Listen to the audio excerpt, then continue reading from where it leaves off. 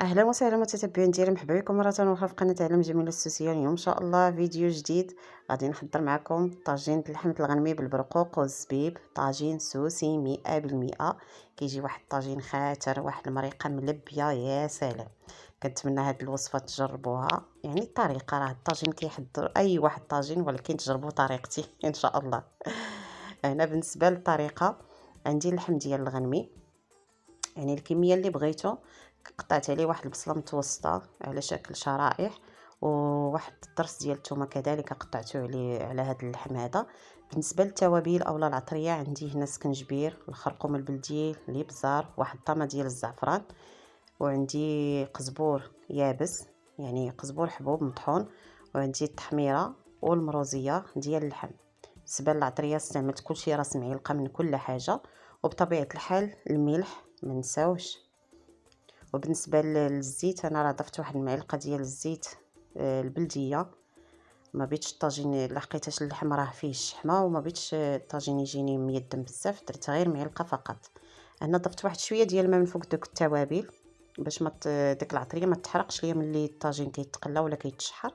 انا ضفت الربيع، قزبور ومعدنوس مقطعين. صافي غادي ندي الطاجين ديالي الفوق المجمر.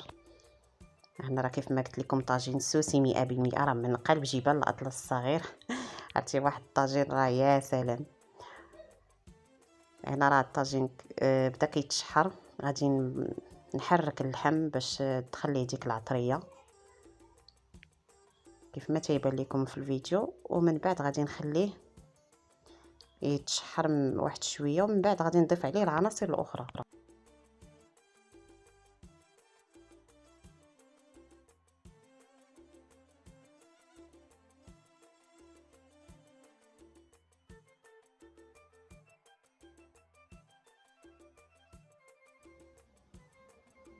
هنا ملي تشحر ليا الطاجين مزيان واللحم دخلته العطريه، هنا عندي بالنسبه للعناصر الاخرى عندي واحد بصله كبيره قطعتها شرائح. يعني هنا استعملت انا البصله البيضاء، من الاحسن تكون البصله البيضاء.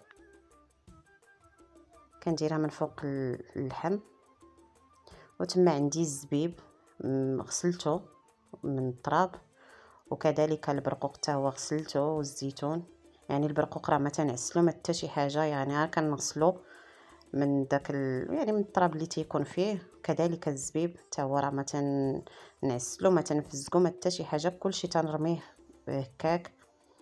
راه تيجي واحد الطاجين. سولتني واحد السيده قالت لي واش داك البرقوق ما تيطلقش، يعني داك الكحوليه ديالو في الطاجين نهائيا راه ما تيطلق لا كحوليه لا حتى شي حاجه، كيبقى هكاك.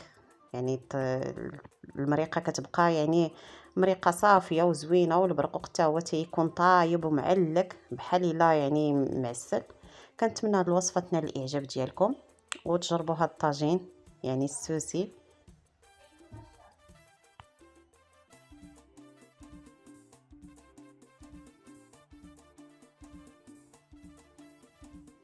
صافي هنا ملي كنستف داك البرقوق والزبيب والزيتون، كندير واحد رشيشه ديال الملحه من الفوق وواحد رشيشه ديال الابزار، وصافي تنغطي على الطاجين ديالي كيطيب من فوق المجمر على خاطرو حتى كيتعلك. راه ما تنضيفو لا ماء لا حتى شي حاجه، ما كنضيفوش لهاد الطاجين هذا، كنخلوه كيطيب غير في داك في المريقه ديالو فقط. وما تنسوناش من اللايك ديالكم وتعليقكم محفزوني. مازال ما اشتركش في القناه يشترك فضلا وليس امرا. دمتم في رعايه الله وحفظه، والسلام عليكم ورحمه الله تعالى وبركاته.